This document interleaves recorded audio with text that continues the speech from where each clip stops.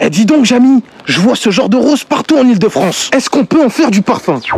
Eh ben, figure-toi que non, Fred. Les roses qu'on croise dans les parcs et les jardins, c'est surtout pour faire joli. Elles sont belles visuellement, mais niveau odeur, elles valent zéro, que dalle. Rien à sentir, rien à extraire. En bref, ces roses-là, c'est juste du décor. En parfumerie, on ne prend pas n'importe quelle rose. On utilise deux variétés très précises. La rose centifolia, qu'on appelle aussi rose de mai, cultivée à Grasse dans le sud de la France. Et aussi la rose damascena, ou rose de Damas, qu'on trouve surtout en Bulgarie, en Turquie et au Maroc. Mais tu te demandes pourquoi celle-là, Fred? Eh ben, je vais te répondre. Ce qui rend ces roses spéciales, c'est qu'elles explosent d'odeur. On arrive à en tirer soit une huile essentielle, soit un absolu hyper puissant. Mais accroche-toi, juste pour sortir 1 kilo d'essence de rose, il faut ramasser entre 3 et 5 tonnes de pétales. Imagine des champs entiers de roses pour à peine un petit flacon. Ça, c'est une dinguerie. C'est pas pour rien qu'on dit que la rose, c'est une des matières les plus chères de la parfumerie. Son essence peut monter jusqu'à 15 000 balles le kilo. Tout ça parce qu'il faut des tonnes de pétales juste pour en tirer quelques gouttes. Et c'est justement ça qui lui donne son prestige.